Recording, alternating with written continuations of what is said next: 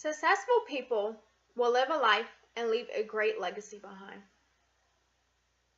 I know of a great woman by the name of Carmelita Garman. Here go a picture of my mother, Carmelita Garman.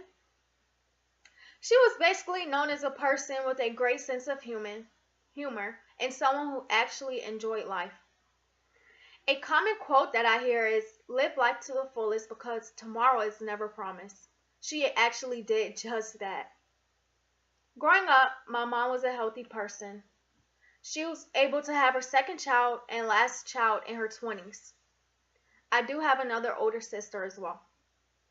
At the time of my birth, she was not mentally able to take care of me or my older sister, so we were both put up for adoption.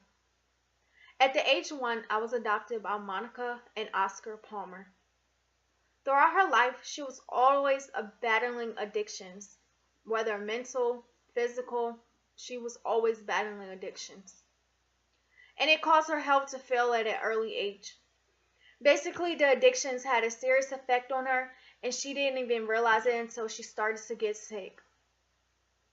Drinking can be an addiction for some, but just know it can also lead to kidney failure as well. Once you're addicted to something, it is hard to come out of the addiction. It's just like smoking. If you're addicted, then it's hard for people to come out of the addiction. Once she began to get sick, it still didn't stop her from drinking, and eventually her body began to slow down, and she had to stop and eventually come to reality at some point. On December 28, 2012, I was able to meet her for the first time. She actually called my adoptive mom and told her that she was ready to meet me. Once I got the call, I was really shocked and had mixed emotions as well. It took 20 years for me to actually meet my biological mother. Meeting my mother for the first time was like a dream come true for me. All throughout life, I always wondered what she looked like, why I was given up for adoption, do I look like her, and so on. I was really nervous at first, and I didn't know how to react, because to me it was like basically meeting a stranger. But it was actually meeting my biological mother. Meeting face to face was very difficult for me, but she was very happy to see me.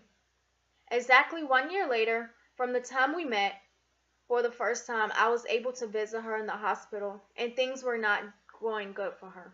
However, even though she was in the hospital, she still was in good spirits. I was able to sing to her.